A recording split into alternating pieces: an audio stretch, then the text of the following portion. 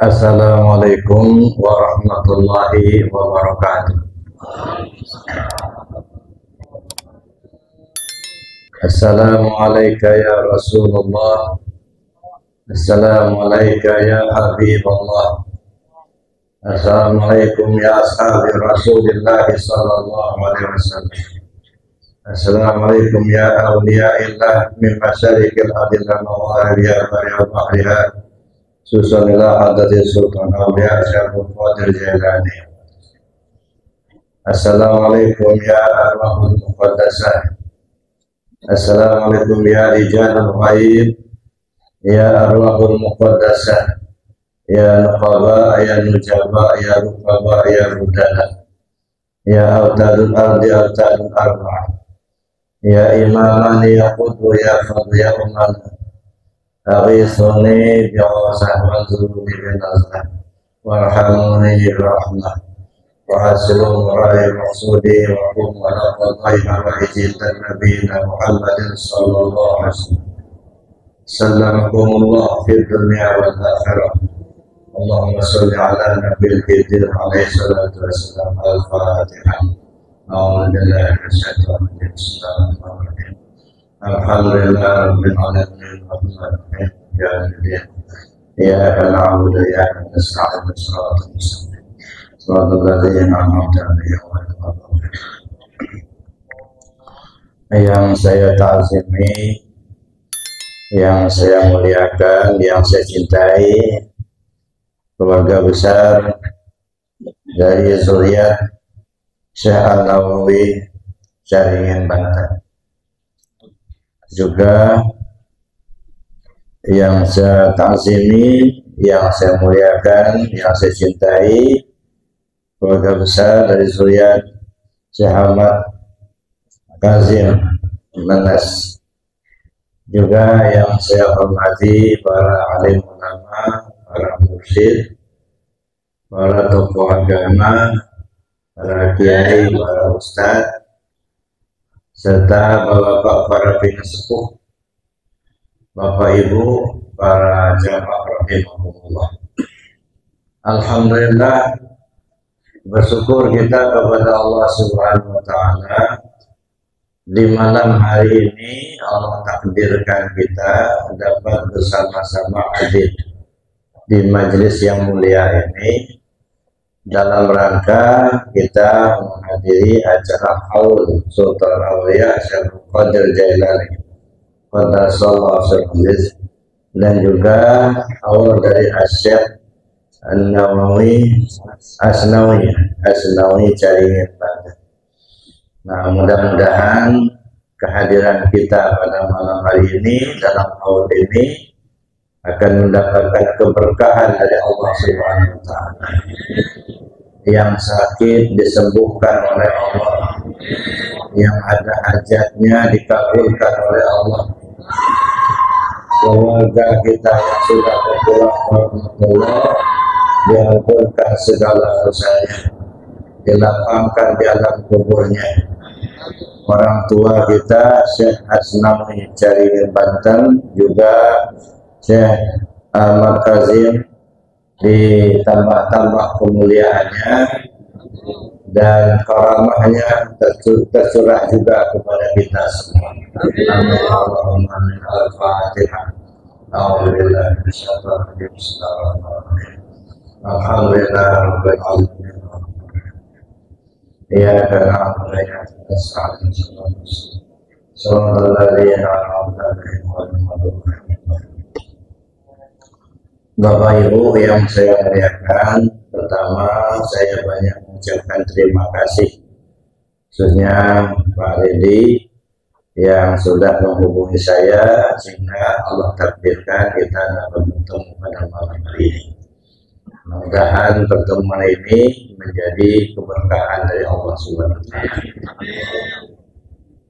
Bapak Ibu, saya teringat dulu masih di pondok, guru saya bilang, "Nah, kalau kamu nanti sudah dewasa, carilah hidup yang akan dipakai kok mati bisa ditopang."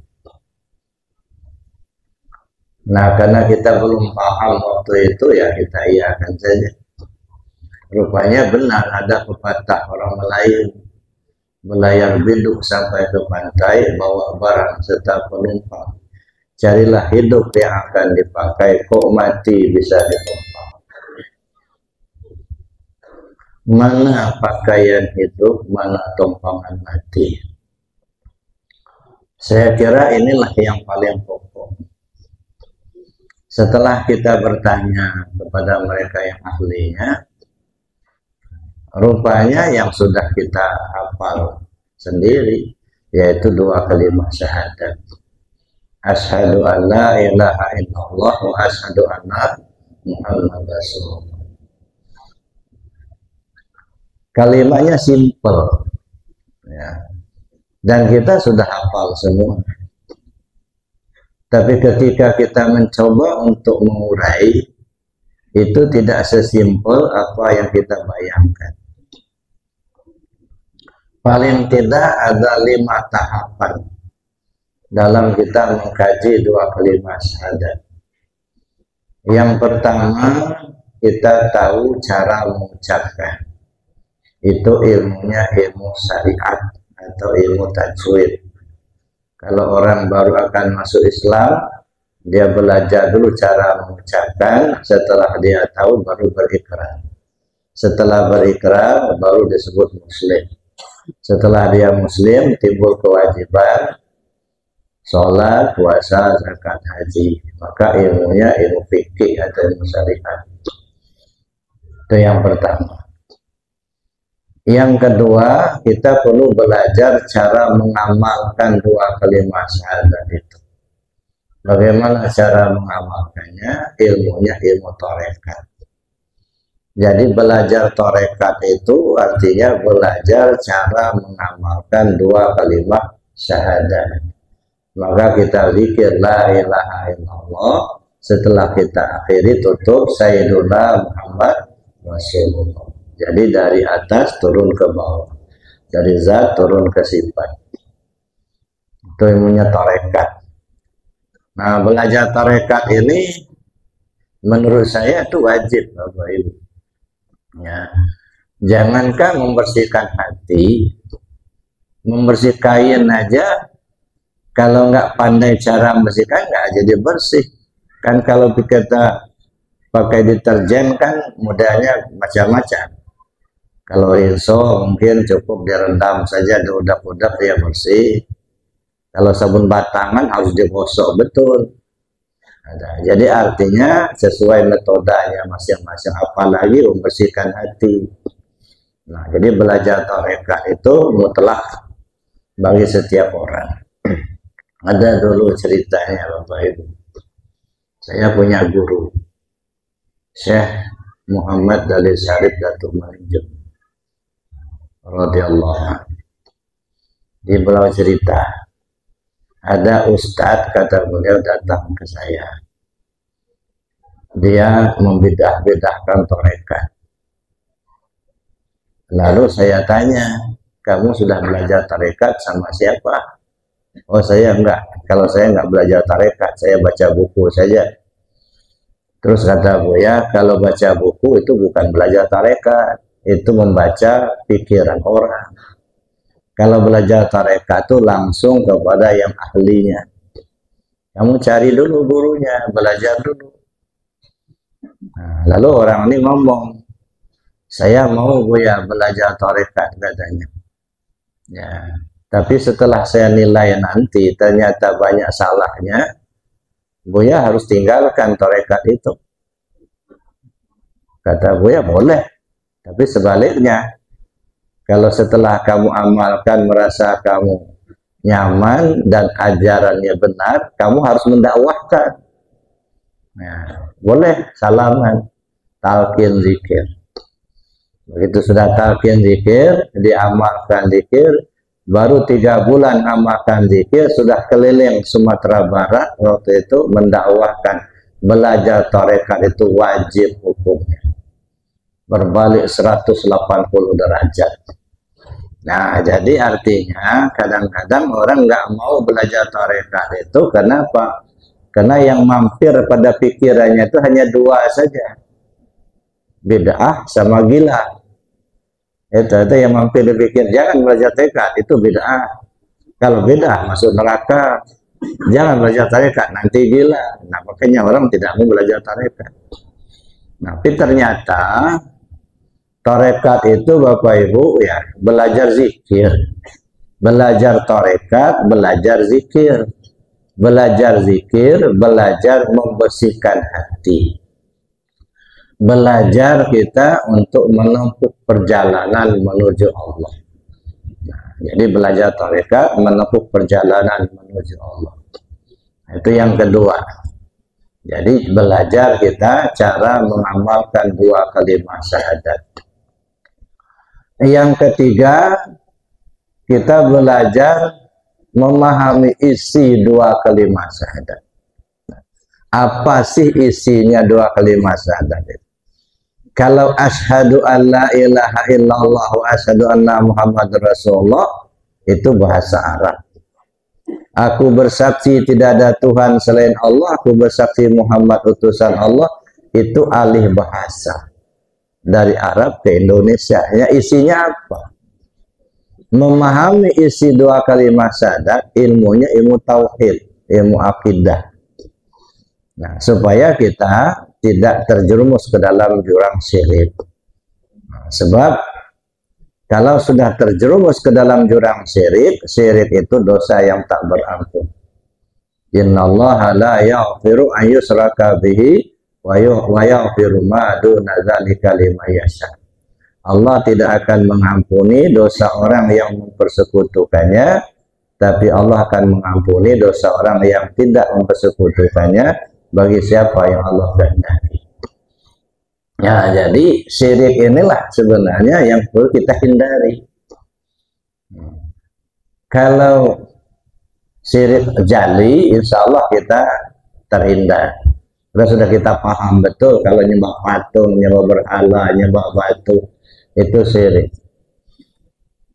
Yang kita khawatirkan syirik khafi, Pak. Ya, banyak kita terjerumus di syirik khafi. Syirik khafi itu kata Rasul sallallahu alaihi wasallam, tidak ubahnya seperti semut hitam berjalan di atas batu hitam di malam gelap gulita. Masya Allah. Nggak kelihatan sama sekali, tapi ada. Semut hitam berjalan di atas batu hitam di malam gelap gulita. Itulah syirik. Ya, syirik khafi. Merasa ada saja kita itu sudah syirik. Ya. Allah melihat, kita melihat, juga sudah syirik. Makanya iman ini kalau kita perhatikan ada tiga tingkatan.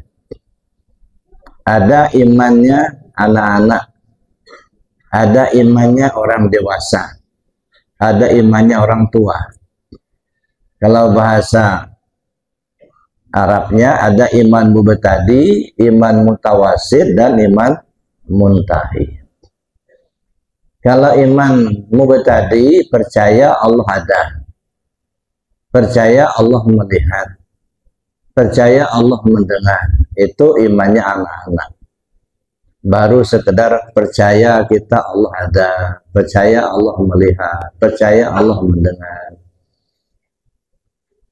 Tetapi kalau sudah masuk ke iman mutawasid, tidak lagi sekedar percaya Allah melihat, tetapi merasa dilihat Allah, merasa didengar Allah, merasa bersama Allah.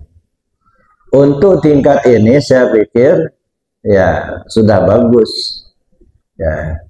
Tapi apabila dipandang oleh orang yang sudah sampai ke maqam muntahi, dua-duanya masih syirik, Pak. Ya. Kenapa masih syirik? Yang pertama, percaya Allah itu ada, sementara kita merasa diri kita ada juga. Dua yang ada. Kita percaya Allah melihat, sementara kita yakin kita juga melihat. Dua yang melihat. Satu. Yang kedua, merasa bersama Allah. Berarti berdua. Ada Allah, ada kita. Merasa bersama Allah. Merasa dilihat Allah. Ada yang melihat, ada yang dilihat. Merasa didengar Allah. Ada yang mendengar, ada yang didengar. Dilihat dari tingkat muntahi, dua-duanya masih syirik. Ya. Bagaimana supaya kita tidak syirik? Hilangkan adanya diri kita, isbatkan hanya kepada Allah semata. Yang melihat itu Allah, yang mendengar itu Allah, yang ada itu Allah. Coba misalnya kita ilustrasikan. Bapak-bapak melihat pakai apa? Pakai mata kan? Ya. Mata itu melihat apa tidak? Ya, mayat ada mata enggak? Mata mayat melihat enggak? Berarti bukan mata yang melihat, coba. Kalau mata yang melihat, mestinya mayat masih bisa melihat, cuma matanya enggak copot. Tapi kenyataannya mata mayat sudah tidak melihat. Itu menunjukkan sebenarnya yang melihat itu bukan mata. Ya. Yang mendengar bukan telinga. Yang ada itu hanya Dia semata. Jadi Bapak Ibu yang saya hormati, nah di sini kita melihat ya, bahwa di tingkat muntahi, iman tingkat muntahi, bahwa merasakan ketiadaan diri kita, yang ada hanya Allah semata. Nah, kalau kita coba untuk mengupas ini Bapak Ibu, ya, yang ada hanya Allah semata. Diri kita ini itu ada 4 lapis. Ada a'yan kharajiyah, ada a'yan sabitah, ada wujud yang am, ada wujud muhak namanya. Atau dalam bahasa yang sederhana, ada tubuh, ada hati, ada nyawa, ada rahasia diri. Semua kita punya itu ya, 4 hal ini. Kita punya tubuh, ada. Kita punya hati, ada. Kita punya nyawa, ada. Kita punya rahasia diri, ada. Semua kita punya ya. Maka diri kita yang 4 macam inilah yang perlu kita bina. Membina diri kita yang 4 macam ini, membina tubuh pakai syariat, membina hati pakai tarekat, membina nyawa pakai hakikat, membina rahasia diri pakai ilmu ma'rifat. Makanya ilmu itu 4 macam, syariat, tarekat, hakikat, dan ma'rifat, untuk membina diri kita yang 4 lapis, tubuh, hati, nyawa, dan rahasia diri. Ya. Nah, terus kalau kita lihat lebih jauh lagi Bapak Ibu, hati kita itu bukan milik kita. Banaitu fi jawfi Adam qasran wa sammaituha sadra. Saya bangun sebuah istana di dalam tubuh Adam itu yang kuberi nama As-Sudur. Ini hati lapis pertama, hati lapis luar. Maka buku pengasah Abah Hanom namanya Miftahus Sudur, kunci pembuka hati, hati lapis luar, ibarat rumah pintu luar. Di dalam sudur ada qalab, dalam qalab ada fuad, dalam fuad ada saqab, dalam saqab ada luban, dalam luban ada sir, dalam sir ada sirus sir, lapis ke-7, dalam sirus sir ada nur, lapis ke-8, dalam nur ada aku, kata Allah, la ilaha illa ana, yang tak ada Tuhan selain aku, lapis ke-9. Itulah sebabnya kalau kita melakukan ibadah haji mesti tanggal 9 Pak, wukuf di Arafah. Nah kenapa? Karena kalau belum sampai ke 9 ibarat jalan belum nyampai, jangan wukuf dulu.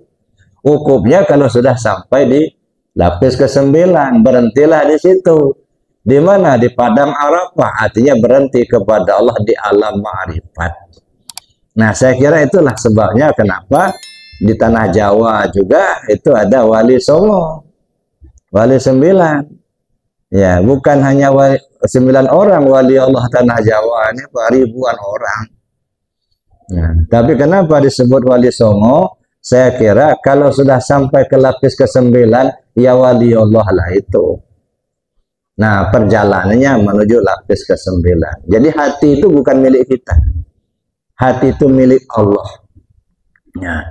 Oleh karena itulah maka ketika kita bicara tentang kembalinya diri kita ke Allah, tubuh kembali ke Allah, hati kembali ke Allah, nyawa kembali ke Allah, rahasia diri kembali ke Allah.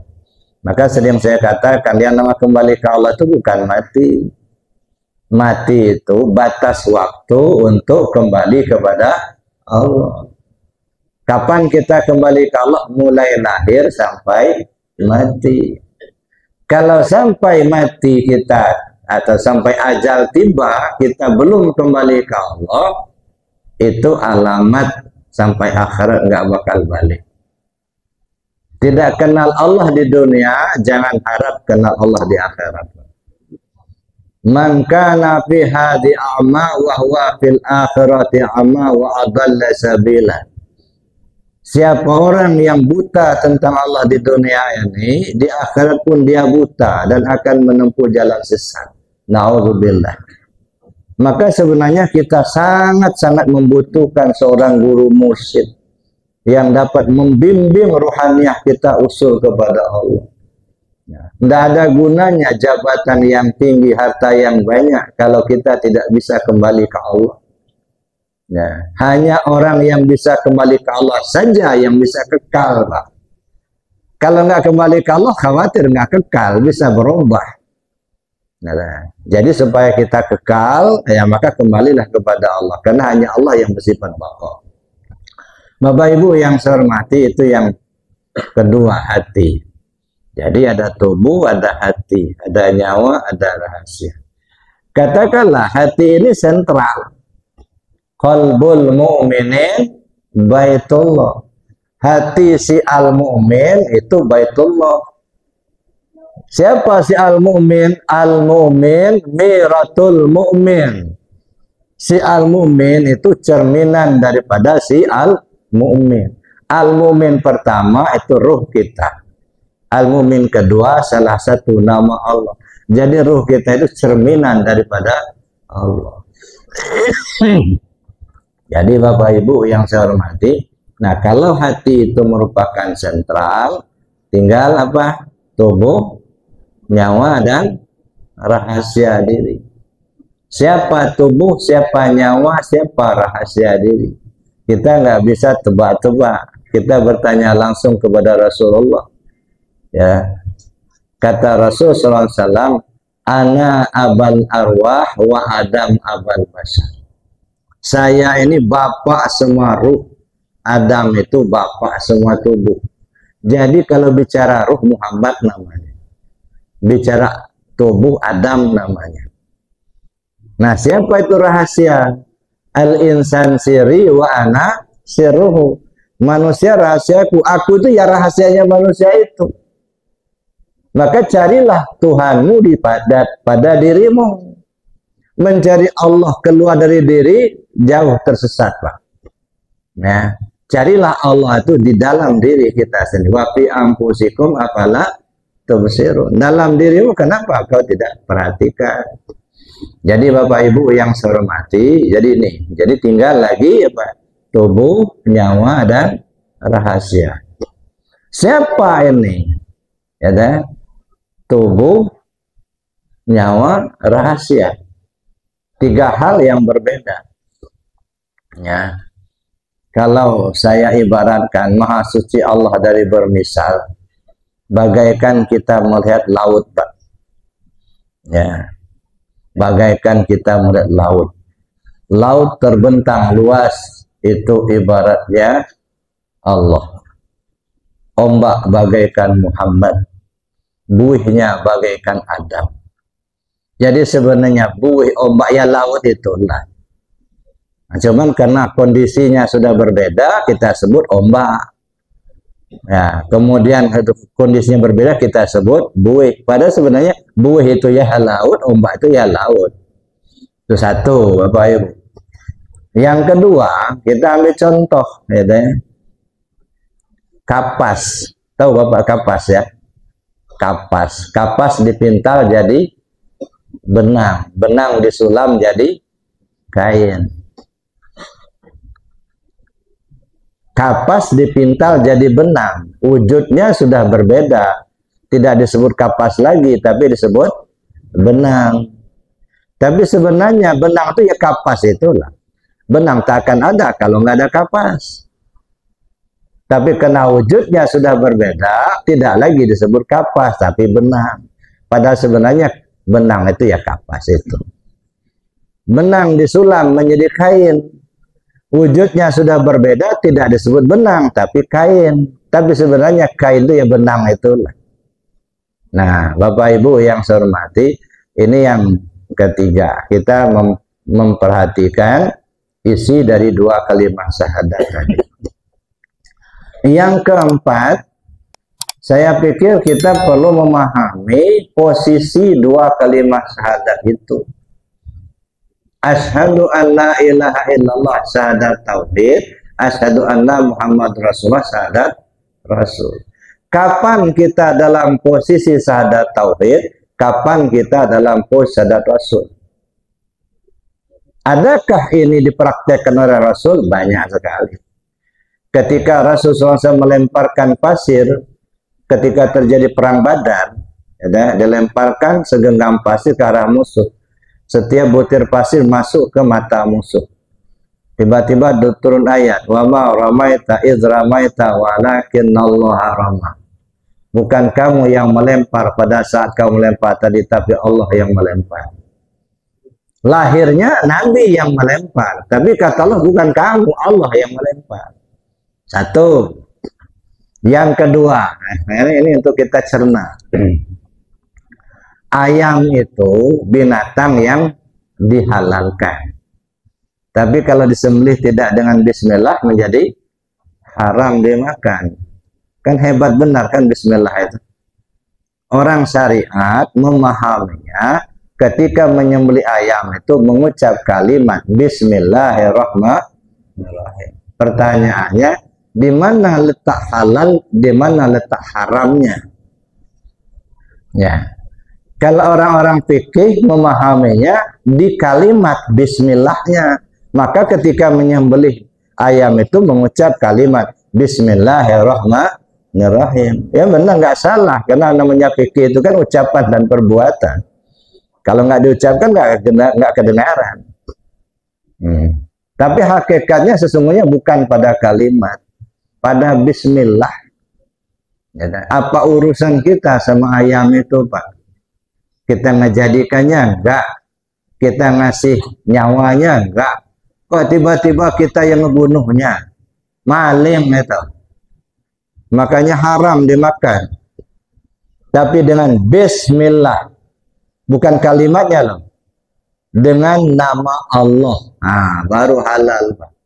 Ya, bukan nama kita yang nyembelih itu, dengan nama Allah bersembelih ayam, nah baru halal, gitu. Nah, itu memahami posisi.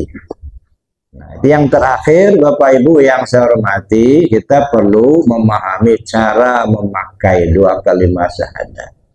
Bagaimana cara memakai dua kalimat syahadat? Yang tadi saya katakan, hidup yang akan dipakai, mati akan ditumpang. Itulah kita perlu belajar ilmu ma'rifat kepada Allah. Mudah-mudahan kita diberi petunjuk oleh Allah Subhanahu wa taala. Amin. Bapak Ibu yang saya hormati, dari apa yang saya paparkan ini nampak jelas bagi kita bahwa sesungguhnya diri kita ini tidak ada. Ya. Tapi untuk bisa memahami sampai merasakan ketiadaan diri kita ini, itu tidak cukup hanya sekedar kita ya mengkajinya, tetapi perlu kita mengamalkan. Maka dua-duanya, amaliyah dan kajian, itu dua hal yang harus berbarengan. Amaliyah zikirnya, riyadhahnya misalnya, itu untuk membenahi hati supaya hati kita bersih. Sebab hati kita itu Bapak Ibu ya, kalau banyak dosa yang kita perbuat, maka cermin hati akan tertutup. Kalau cermin hati tertutup, maka nur qalbi tidak akan memancar keluar. Kami contoh itu lampu, Pak. Lampu kan terang. Ya. Kenapa terang? Karena kacanya bening. Coba tutup sama karung goni atau kantong plastik hitam. Walaupun terang, tapi nggak mancar keluar karena ketutup. Nah, begitulah hati kita. Ketika cermin hati kita tertutup oleh dosa-dosa kita, maka nur qalbi tidak akan mancar keluar. Maka zikir, ya, zikir tarekat terutama, fungsinya apa? Yang pertama, menyembuhkan penyakit. Yang kedua, memperbaiki segala yang rusak. Menyembuhkan penyakit. Nama penyakit hati, iri, dengki, hasud, itu penyakit-penyakit hati semua. Makanya kata Nabi, jangan melihara anjing di rumah. Kalau ada anjing di rumah, walaupun hanya 1 ekor, malaikat nggak mau datang. Cuman di kita ini kita pahami anjing benaran di rumah kita, rumah kayu, rumah batu. Mana rumah ini? Rumah qalbul mu'minin baitullah. Ya, mana anjingnya? Iri, dengki, has, itu anjing semua itu, Pak. Ya. Nah, jangan nggak usah banyak-banyak, 1 ekor aja, namanya iri. 1 ekor aja, itu malaikat nggak mau datang. Maksudnya apa? Nggak ada ketenangan. Malaikat itu kalau datang Pak tenang. Beda dengan belis yang datang. Kalau belis yang datang rusuh. Tapi kalau malaikat yang datang tenang. Jadi kalau dikatakan kalau ada anjing di rumah malaikat mau datang, artinya nggak ada ketenangan. Nah, ada iri, disusul sama dengki pula, datang pula keponakannya hasud. Udah, kumpullah mereka bertiga itu, iri, dengki, hasud. Udah kacau. Nah, jadi ini ibarat anjing, ya. Nah, itu memperbaiki segala yang penyakit, segala penyakit, ya. Jadi kalau ada yang penyakit iri, dengki, itu insya Allah akan hilang. Ya, dengan kita mengamalkan zikir. Likulli sa'in siqalah wa siqalatul qalbi zikrullah. Segala sesuatu ada alat pembersih hati, itu zikir kepada Allah. Nah, maka kita belajar zikir untuk membersihkan hati kita. Nah, maka kalau kita sudah lama belajar zikir, kita nggak usah tanya sama orang lain, cek di diri kita sendiri. Masih ada nggak iri dengki di dalam hati kita? Kalau masih ada iri dengki, kita perlu tingkatkan zikirnya. Mungkin kurang banyak. Ya. Kalau di Suryalaya kan zikir itu 1 porsinya 165. Pak. Di kita ini seringkali 3 suap aja. Gimana mau kenyang? Ya, cuma 3 kali aja. Itu 1. Jadi membersihkan hati. Jadi kalau kita sudah lama melamalkan zikir, kita bisa cek, nggak usah nanya sama orang lain. Apakah di hati saya masih ada iri, masih ada dengki, masih ada hasud. Kalau ternyata masih ada, perlu ditingkatkan lagi zikirnya. Itu 1. Yang kedua, memperbaiki segala yang rusak.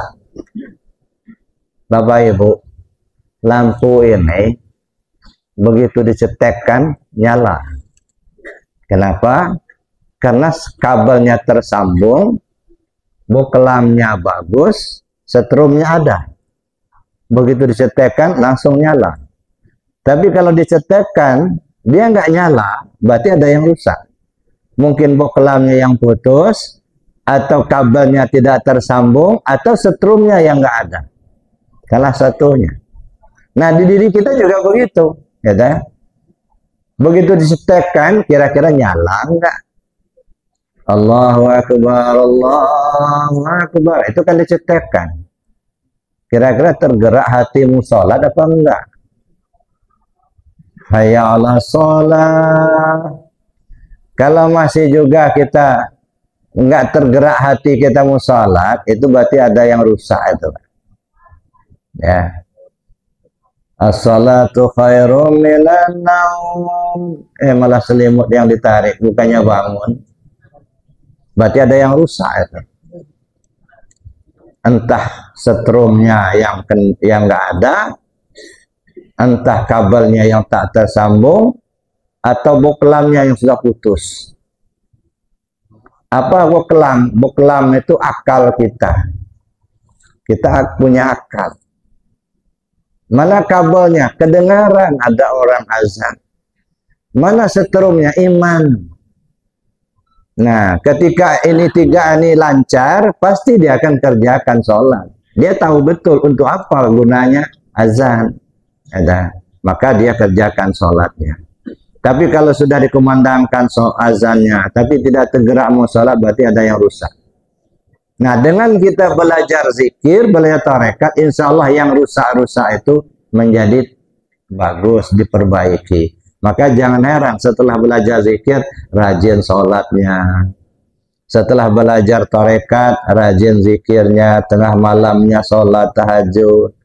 Setelah belajar tarekat, duha nggak pernah tinggal. Setelah belajar tarekat, alhamdulillah, puasa Senin Kemisnya nggak tinggal. Nah, ini artinya apa? Mulai diperbaiki. Maka saya katakan tadi, belajar tarekat, belajar zikir. Belajar zikir memperbaiki yang rusak dan menyembuhkan penyakit. Nah, mudah-mudahan kita semua sembuh dari penyakit-penyakit hati itu. Ya. Nah, sebab itu apa? Penyakit hati itu lebih berbahaya apa dari penyakit tubuh? Ya. Penyakit tubuh, ya. Apalah penyakit yang paling keren? Kanker ganas. Itu penyakit yang paling keren. Paling-paling mati, cuman dia sendiri yang mati. Cuman kalau penyakit hati, Pak, satu orang yang kena penyakit hati, sekampung bisa ribut. Nah, ini makanya penyakit hati itu lebih berbahaya daripada penyakit zahir. Ya, maka oleh karena itulah mutlak kita harus belajar zikir, belajar tarekat untuk membersihkan hati kita. Jadi Bapak Ibu yang saya hormati, kita kembali lagi kepada pokok persoalan pertama dan tentang dua kalimat syahadat ini. Kita kan baru saja memperingati hari kelahiran junjungan kita Nabi besar Muhammad SAW. Banyak ayat yang bercerita tentang Rasul. Tapi saya akan melihatnya hanya dua ayat saja. Yang pertama, maka Muhammadun aba ahadim min rijalikum walakin Rasulullah wa khataman nabiyyin. Itu yang pertama. Muhammad itu bukanlah bapak dari seorang laki-laki di antara kamu, tapi dia adalah Rasul Allah dan penutup semua nabi. Jadi di sini Muhammad sebagai Rasul penutup semua nabi. Itu satu. Yang kedua, wa ma arsalnaka illa rahmatan lil alamin. Jadi Muhammad Rasulullah sebagai rahmatan lil alamin. Nah, mari kita lihat ini, Bapak Ibu. Kalau kita bicara maka Muhammadun aba ahadim min rijalikum walakin Rasulullah wa khataman nabiyyin, itu Muhammad sebagai Rasulullah penutup semua nabi. Ini kita melihat Muhammad zahirnya. Kita melihat ajarannya. Nah, ketika kita melihat zahirnya dan ajarannya, jelas itu ya. Tentu beliau yang dilahirkan di kota Mekah, dimakamkan di kota Madinah. Nah, beliau adalah penutup semua nabi. Dalam artian, apapun yang beliau tampilkan dalam kehidupan, itu merupakan contoh tauladan buat kita. Nah, jadi tidak ada lagi, oh jubah itu pakaian Arab. Gitu. Awal mulanya iya, tapi karena Rasul sedang makainya sudah menjadi contoh untuk kita pakai begitu, gitu. Jadi jangan kita pisah. Oh ini pakaian Arab, ini pakaian Islam, itu bukan pakai Islam, itu pakai Arab, enggak begitu, Pak, menurut saya. Ya, walaupun awalnya pakaian Arab, tetapi karena Rasul memakai itu, maka sudah menjadi sunnah untuk kita pakai, gitu ya. Satu. Nah, di sini kita melihatnya ada 3 komponen dasar. Al-Islam, Al-Iman, dan Al-Ihsan.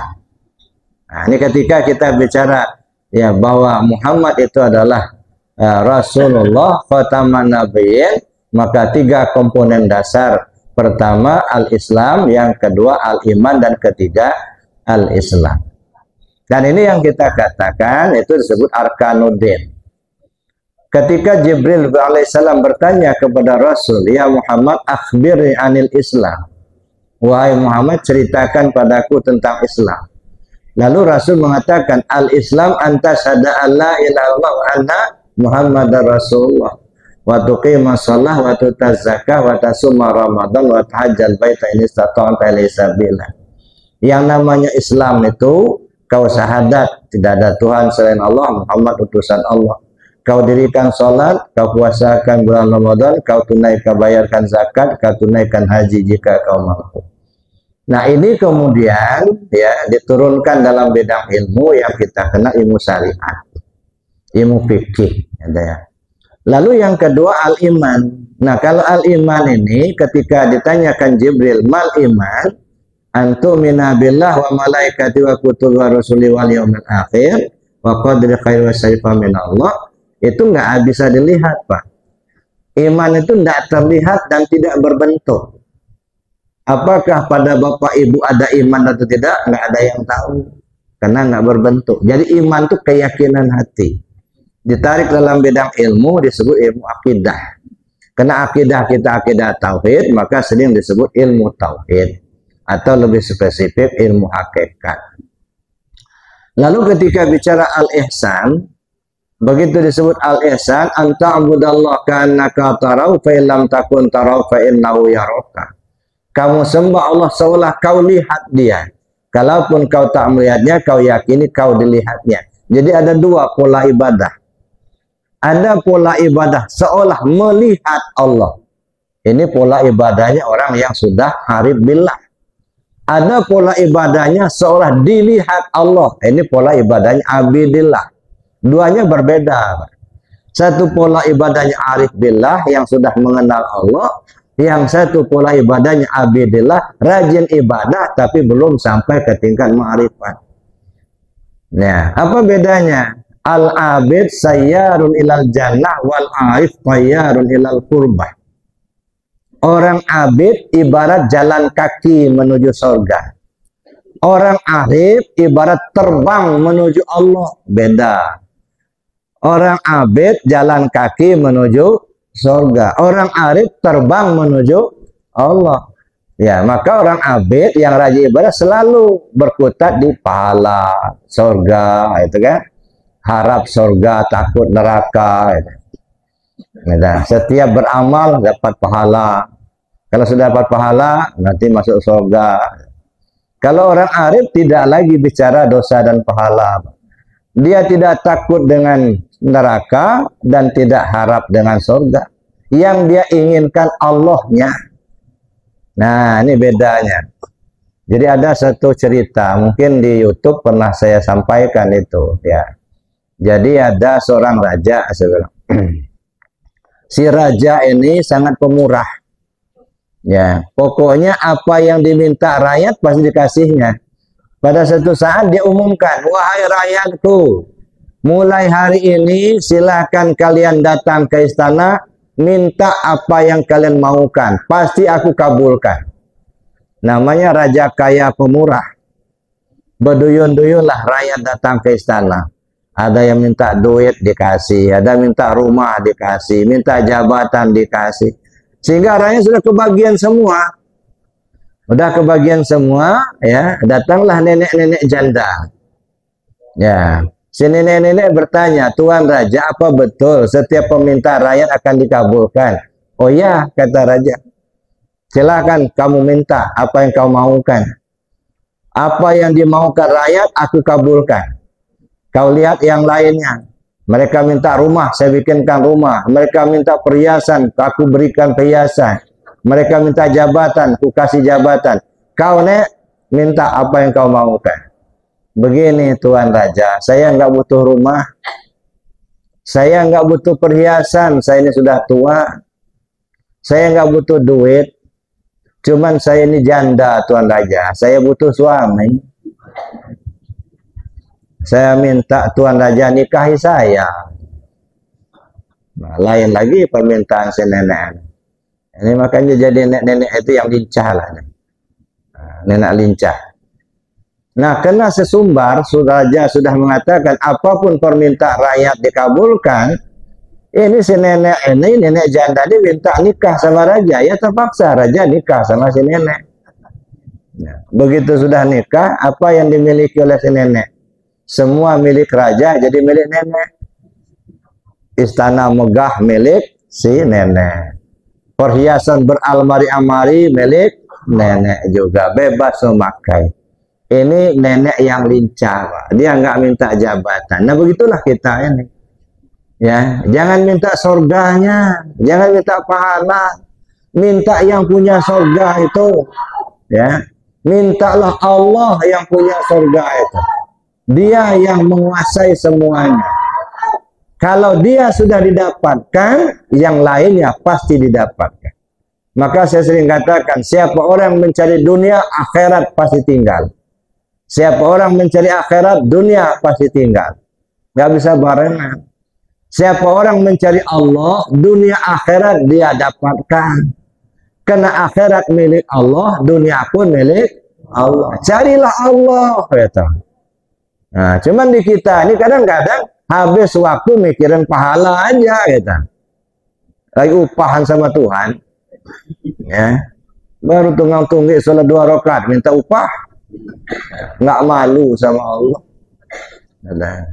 Nah, jadi Bapak Ibu yang saya hormati, jadi demikian. Jadi artinya, makanya di dalam munajat, ilahi anta maksudi wa ridhoka matlubi a'tini mahabbataka sama arifatan.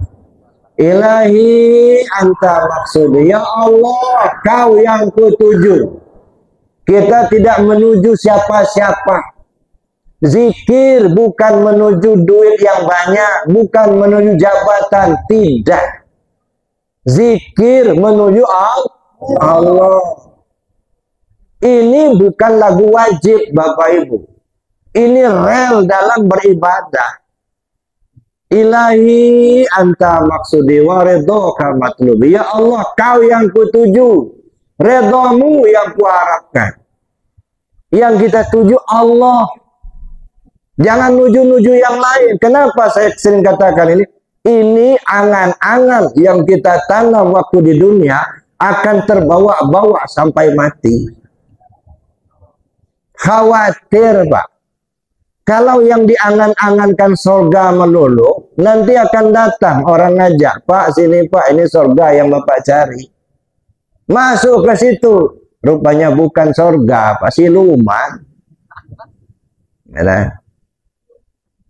Yang kita angan-angankan bidadari. Nanti ada sekelompok gadis-gadis, Pak, sini Pak, kami bidadari yang Bapak cari. Masuk ke situ, khawatir, nggak nyampai, Pak. Khawatir jadi kuntilanak, Anda. Nah, makanya dari sekarang tanamkan dalam hati, ilahi anta maksudi. Ya Allah, kau yang kutuju. Kalau ini yang kita tanamkan, siapapun yang menggoda besok lusa ketika kita berpulang ke rahmatullah, kita tidak ingin untuk ikuti. Kenapa? Yang saya maukan Allah. Saya tidak mau surga, saya tidak mau bidadari. Yang saya maukan Allah. Nah, oleh karena itu, insya Allah kita selamat. Maka sering saya katakan, Bapak Ibu yang saya hormati, semua kita yakin dan percaya bahwa dunia kita semua akan meninggalkan dunia ini. Dan tidak ada manusia yang hidup selamanya. Ya, kenapa? Pasti akan mati. Nggak tahu Bapak-bapak mau mati apa enggak? Mau kan? Mau cepat atau melambat? Mau lambat. Gitu. Nah. Jadi Bapak Ibu ya udah pasti itu. So kalau nggak mati-mati belum pening juga kita. Tinggal sendiri ya, dan sedunia orang udah pada berangkat semua. Mobil murni aja nggak ada lagi. Ada. Jadi artinya kullu nafsin za'iqatul. Nah, karena itu perlu kita persiapkan diri untuk menghadapi pintu kematian. Apa yang kita persiapkan? Paling tidak 4 macam. Yang pertama, cari alamat kita pergi sesudah mati. Kemana kita pergi sesudah mati? Itu satu, alamat dulu. Yang kedua, pelajari rute jalan yang akan dilalui. Yang ketiga, siapkan kendaraan yang akan ditumpangi. Dan yang keempat, baru siapkan bekal yang akan dibawa mati. Kalau 4 ini sudah siap, berani mati, wajarlah. Tapi kalau belum siap, berani mati, nekat namanya. Kalau mati aja nekat, apalagi yang lain. Yang pertama, kemana kita pergi sesudah mati? Saya sering pertanyakan hal serupa semacam ini kalau ceramah takziah. Bapak-bapak, ibu-ibu, rencananya kalau mati nanti bapak ibu mau kemana? 99,9% jawabnya mau ke surga. Udah pernah ke sana Pak? Belum. Nah, khawatir kesasar. Ya. Surga itu kenikmatan. Ya. Surga itu kenikmatan. Jangankan nanti di akhir, sekarang aja kita bisa rasakan. Makanan enak bisa kita bikin, tapi enak makan nggak bisa kita bikin. Kalau makanan enak bisa kita bikin, tapi enak makan, nah itu nggak bisa. Itu rahmat Allah, maka surga itu rahmat Allah. Maka saya bilang, lebih baik menyembelih ayam sakit asal kita sehat, daripada menyembelih ayam sehat cuman kita sakit. Ya, ayam sakit kita sembelih, kita potong, kita sop, tapi kita sehat, insya Allah habis juga 2-3 mangkok. Ayam sehat kita potong, cuman kita sakit. Jangankan makan, ngelihat ada dendam kita. Nah, jadi artinya makanan enak bisa kita bikin, cuman enaknya makan itu nggak bisa. Makanya surga itu hak prerogatif Allah. Nah, kemana kita pergi sesudah mati? Kembali kepada Allah. Nah, ini yang saya kira yang perlu betul itu. Cuman kita kadang-kadang memahami kembali ke Allah itu mati. Ya, makanya kalau ada kematian diumumkan di masjid, selalu di awal inna lillahi wa inna ilaihi raji'un. Seolah-olah ayat itu menjadi pengantar pengumuman kematian. Ya. Padahal sebenarnya apa? Kembali ke Allah itu bukan mati. Mati itu tidak jaminan kembali ke Allah. Ya. Sekarang harus kembali ke Allah sebelum ajal tiba. Nah, makanya Bapak Ibu yang saya hormati, yang tadi saya katakan, diri kita yang 4 lapis itu yang kembali ke Allah. Tubuh kembali ke Allah, hati kembali ke Allah, nyawa kembali ke Allah, rahasia diri kembali ke Allah.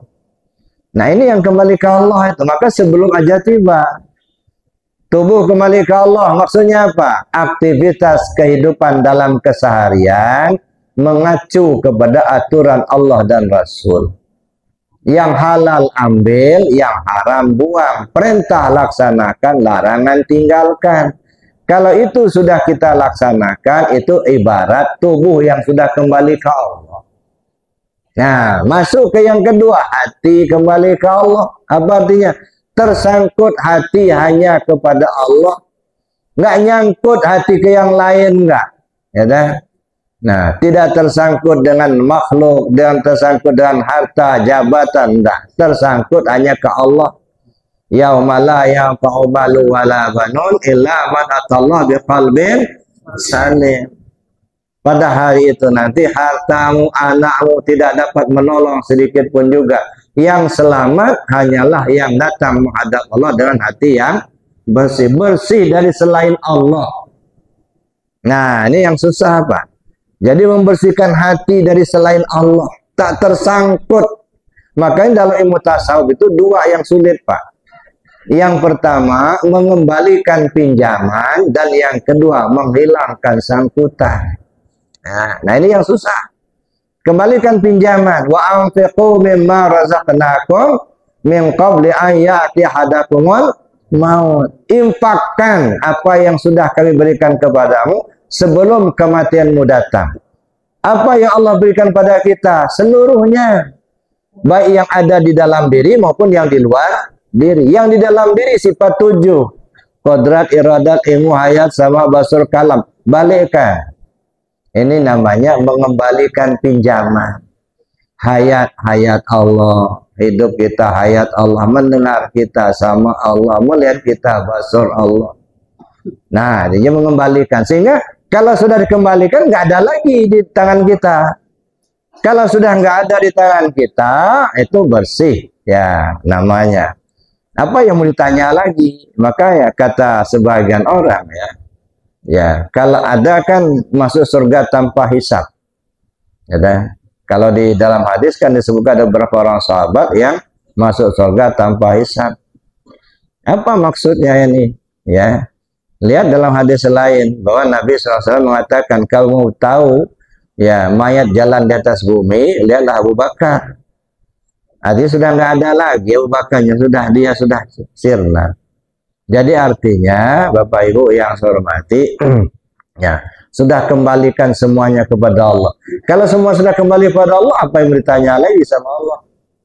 Nah, kita ini kan masih perlu ditanya, kenapa? Karena kita mengaku punya, dipinjamin, merasa memiliki. Gitu.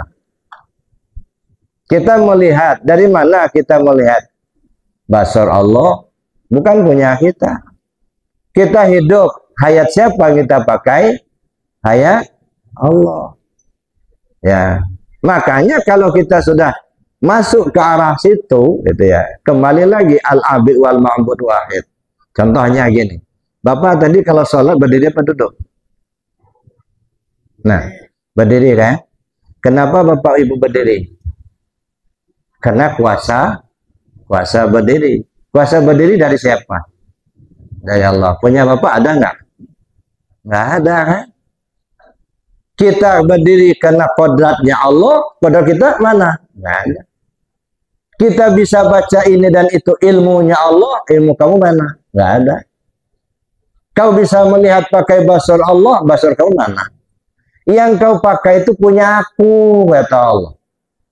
Kau melihat basar aku, kau mendengar samanya aku, kau tahu ilmunya aku, kau berdiri kodratnya aku, yang punya kau mana? Nggak ada. Kok ngaku-ngaku kamu punya? Ini masalahnya. Makanya wa anfiqu mimma razaqnakum min qabli an ya'ti ahadakumul maut. Infakkan, serahkan apa yang sudah Allah beri padamu sebelum kematianmu datang. Kalau sampai kematian datang ini tidak diserahkan, bahaya Pak. Ini panjang urusannya. Ngaku-ngaku milik tapi sebenarnya bukan milik. Nah, itu satu. Maka dalam mutasawuf itu yang susah Pak, menghilangkan sangkutan. Apa namanya? Mengembalikan pinjaman. Yang kedua, menghilangkan sangkutan. Ya.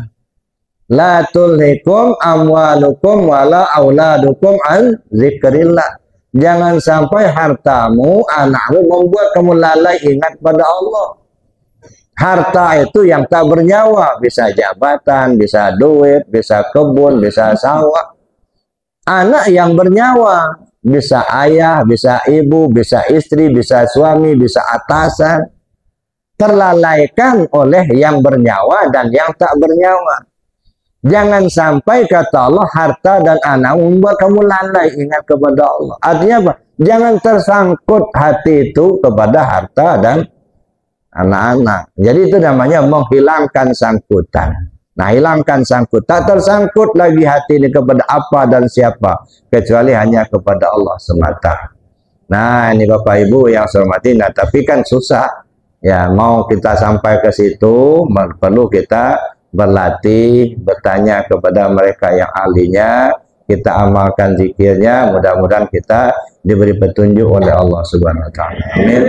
Allahumma amin. Terakhir Bapak Ibu yang saya sampaikan yaitu yang tadi Wa ma arsalnaka illa rahmatan lil alamin. Tidaklah kami utus engkau Muhammad melainkan menjadi rahmat bagi sekalian alam. Nah, ini Muhammad secara hakikat. Nah, bagaimana Muhammad secara hakikat? Ana minallah wal alam minni. Saya dari Allah, alam ini dari saya, kata Nabi SAW. Nah, jadi sumber dari segalanya. Nah, ketika ditanya, ya, ana abal arwah wa Adam abal basar, kata Nabi. Saya ini bapak semua ruh, Adam itu bapak semua tubuh. Artinya bicara ruh Muhammad namanya. Bicara tubuh Adam namanya. Jadi Muhammad sebagai sumber dari segala. Jadi adanya ruh kita masuk ke alam, ini alam. Dasar kita kan alam, ya kan? Masuk ke alam ini mata bisa melihat, telinga bisa mendengar, mulut bisa bicara, kaki bisa melangkah. Kan jadi rahmat bagi alam. Ya kan? Mata bisa melihat yang baik, telinga bisa mendengar yang baik, tangan bisa berbuat, kita berbuat kebaikan. Jadi rahmat bagi lingkungan kita. Jadi itu namanya Muhammad sebagai rahmatan lil alamin. Nah, jadi Bapak Ibu yang saya hormati, nah sedangkan lagi-lagi saya katakan tadi, siapa sebenarnya Muhammad, siapa sebenarnya Adam, siapa sebenarnya rahasia diri, gitu ya. Kalau saya tamsilkan tadi ibarat ya laut, ombak dan buih. Ya, makanya kita ini tidak ada yang berdiri sendiri, Pak. Yang berdiri sendiri cuma Allah. Nah, beda kita bikin meja, tukang bisa bikin masjid ini, ya, bikin majelis ini, ya berdiri sendiri. Ya, bangunan bukan tukang, bukan bangunan, berdiri sendiri. Tapi kalau kita dengan Allah tidak berdiri sendiri. Ya, nah, semua Allah lah yang kuasa. Ya, sekali lagi Bapak Ibu, mudah-mudahan kita diberi petunjuk oleh Allah Subhanahu wa taala. Bapak Ibu yang saya hormati, saya kira demikian yang dapat saya sampaikan. Sekali lagi ya kita bermohon pada Allah, mudah-mudahan Allah berikan petunjuk pada kita sehingga kita mau mengikuti ajaran guru mursyid kita. Nah, seperti kata Syekh Muhammad Amin Al-Qurdi, wajib bagi seorang hamba yang ingin usul kepada Allah mencari seorang guru mursyid. Ya. Tetapi untuk mendapatkan seorang guru mursyid sulit sekali, Pak. Di mana letak sulitnya? Yang mursyid tidak pernah ngaku dirinya mursyid. Sementara yang tidak mengaku mursyid belum tentu juga mursyid.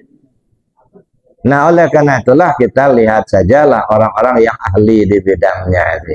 Oleh karena itu, ya, kalau kau sudah bertemu dengan seorang guru mursyid, kata Syekh Muhammad Amin Al-Qurdi, jangan kamu tinggalkan dia sebelum kau dibawanya menghadap kepada Allah.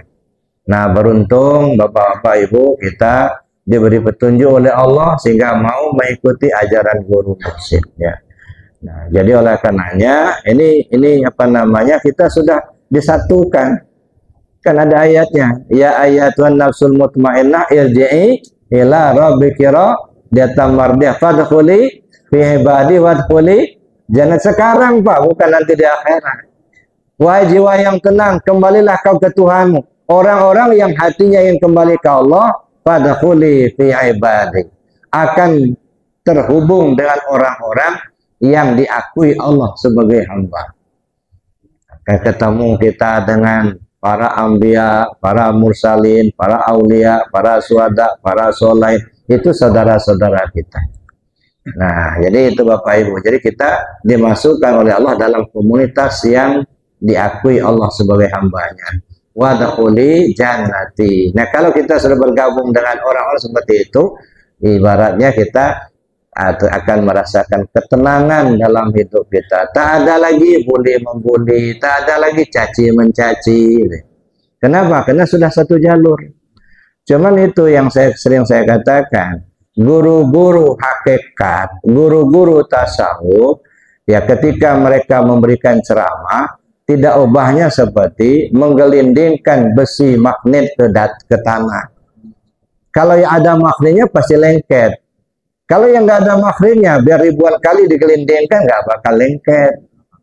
Nah, jadi karena itu bersyukur kita kepada Allah ketika Allah beri petunjuk pada kita, Allah pertemukan dengan seorang guru mursyid, lalu kemudian Allah gerakkan hati kita untuk belajar dan mengamalkan ajarannya. Mudah-mudahan kita semua diselamatkan Allah dunia akhirat. Amin. Allahumma amin. Saya kira demikian Bapak Ibu, kita doa bersama. Mudah-mudahan sekali lagi kita mendapatkan keberkahan dari acara kita ini, dan insya Allah kita semua mendapatkan ridha Allah Subhanahu wa taala. Amin. Allahumma amin. Demikian saja, terima kasih. Assalamualaikum warahmatullahi wabarakatuh.